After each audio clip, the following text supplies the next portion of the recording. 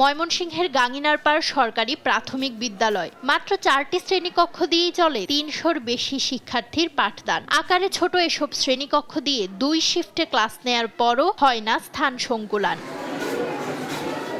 গাদাগাদির কারণে ব্যাহত হচ্ছে কোমলমতি শিশুদের পড়াশোনা, নেই খেলার মাঠও। একই অবস্থা নগরীর গোহাইলকান্দি ও নওমহল সরকারি প্রাথমিক বিদ্যালয়ের। সবাই উপস্থিত থাকলে বসতে অসুবিধা হয়, আমরা লিখতে পারি না, এক বেঞ্চে 4 জন করে বসতে হয়। আমাদের সবচেয়ে বড় সমস্যা হলো শ্রেণীকক্ষের স্বল্পতা।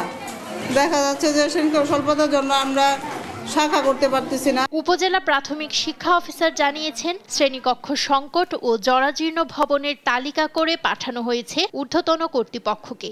ঊর্ধ্বতন কর্তৃপক্ষকে আমরা জানিয়েছি এবং ওনারা আশ্বস্ত করেছেন পিডিবি 5 শুরু হলে আমাদের এই ভবনগুলো এবং এই অতিরিক্ত শ্রেণীকক্ষ করে দিবেন। পড়াশোনার মান উন্নয়নকেই সরকার অগ্রাধিকার দিচ্ছে জানিয়ে প্রাথমিক ও গণশিক্ষা উপদেষ্টা জানান, শিশুর সামগ্রিক বিকাশে ব্যবস্থা নেবে সরকার। আমাদের প্রায়োরিটি ছিল যে আমাদের অবকাঠামোগুলো খুব খারাপ, সেটাকে উন্নতি করা, কিন্তু আমাদের প্রায়োরিটি হচ্ছে বাচ্চারা যেন লেখাপড়ায় ভালো করতে পারে সেইটা। ময়মনসিংহ সদর উপজেলা ও সিটি কর্পোরেশনের 185টি সরকারি প্রাথমিক বিদ্যালয়ের মধ্যে 138টিতেই রয়েছে শ্রেণীকক্ষ সংকট। শিগগিরই সমস্যা সমাধানে ব্যবস্থা নেয়ার দাবি অভিভাবকদের।